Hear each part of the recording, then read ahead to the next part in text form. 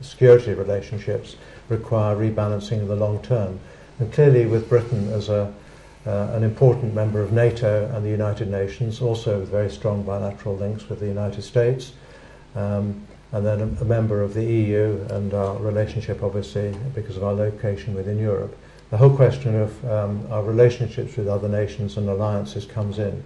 And we've got these strong relationships, but to what extent will we, do you think, continue to support them? To what extent will we, as you said, Jeremy is suggesting then, the day may come when we have to say, no, not this one, thank you. And also, when are we going to be operating alone? And how we operate in the future in terms of alliances with other nations is really a pretty important one. Should we rebalance? Yes, end of discussion. But that's too easy. I think it's more a question of, let's come out with a foreign and defence policy, a security policy, call it what we will, and have the ability from that clearly stated policy to be able to turn around to the Minister and said, when we did this, you said.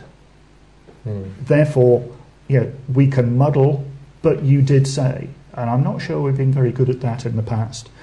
There's been too much, and I think what will actually happen is that we will end up relying on what is flavour of the month. Oh, we need to be friends or do something with such and such. Or there's been a hue and cry in such and such a forum. Let's see if we can do more about that.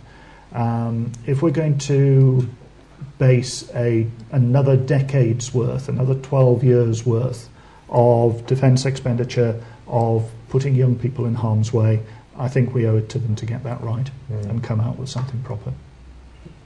Yes, taking just part of that question, the question of relationship with nations other than the United States.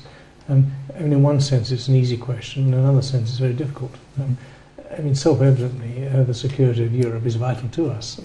Self-evidently the European Union has a larger population, a larger GDP than the United States does.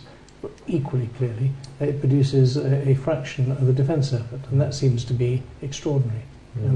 And the trouble is that picture I just painted is used frequently by ourselves, by the MOD, by the servicemen, as a reason for not getting involved in Europe, as opposed to a reason for trying to sort it out. And I think this does need some very serious thought. It's emotionally difficult as well as intellectually and economically difficult.